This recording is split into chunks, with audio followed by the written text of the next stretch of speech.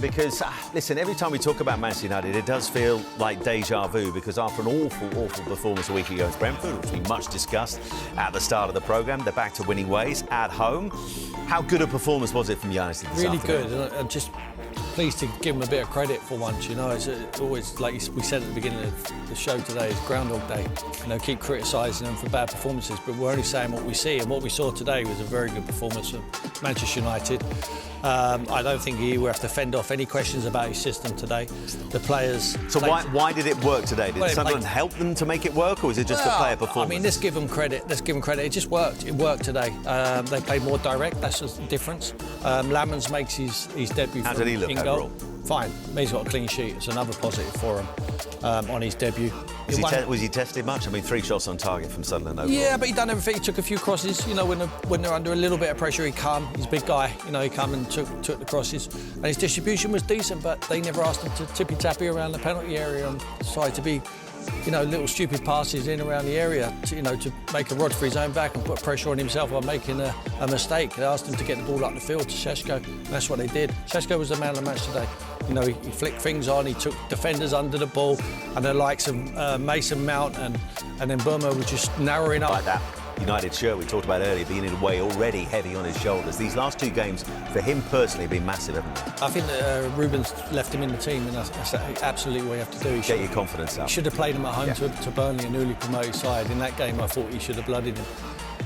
You know, it's difficult when you're playing like Man City, you know, when you're getting thrown in and it's, you know, hard to get a kick of the ball, and then you're coming off the field, you know, and he's making changes and your confidence just gets drained. Yes, he scored in defeat last week, and it's the first goal at Stretford end today. It'll be massive for him. Celebrated it like it was the best goal he's ever scored, and rightly so, because he needs to score goals. They brought him to score goals, but his all-round play today was very good. He's not someone who's going to burst away from defenders and run in on goal, but what he is, he puts himself about, he brings others into the game, and his goal today was a long throw, just got flicked on. He was in the right place at the right time, just got across the defender and tapped it into the back of the net. So, you know, it was really good for Man United today. And I was saying to Clinton after the game, they're clapping the fans, they're walking around the pitch. These Man United fans are so good. I mean, they're standing there, largely still in the ground, and they're clapping them off the pitch. It's been them guys have seen them be brilliant. We talked about how they was great. Largely, a lot of these fans have been there. They've seen the good times, and they've seen some terrible times recently. But they want their team to do well, and they want them so badly to do well. They give them the support what they deserve today. They deserve the support today, and they got it from them great fans. And listen, it's important for Ruben Amorim. He goes into an international break off the back of his 50th game in charge of United, and he gets a much needed win. But you sense with United, listen, we've spoken so often when Ten Hag was in charge about have they turned the corner. You simply cannot say that about this United side. Even after a really positive performance and a good win against Sunderland this afternoon, go to Liverpool next, and then after that, it's Brighton. Yeah. Then it's Nottingham Forest away, Tottenham away as well. We're a long way, even after today, for even suggesting United are turning a corner. Of course, but we have to give them credit for today and what they did. Yeah, the next game, at least they can go into an international break now. All right, a lot of them are going to be away. There's mostly international players, 90% of them, I would suggest, or even more.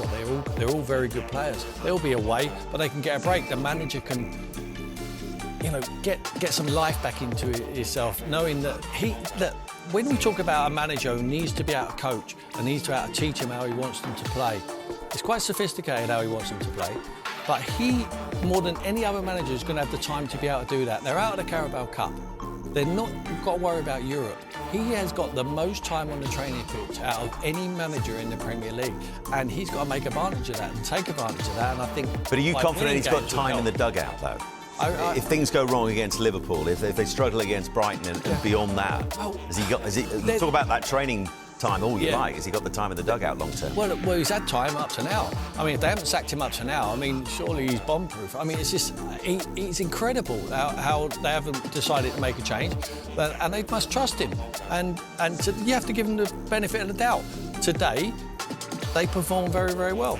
And I don't want to say, but it was just Sunderland, because Sunderland have been excellent this season. They've been really good, yeah. So let's give him the credit. Let's hope he's turned the corner. And, what did he say? 5 consecutive games and he'll get his hair cut. He might be Grizzly Adams by the time he has it cut. He already is.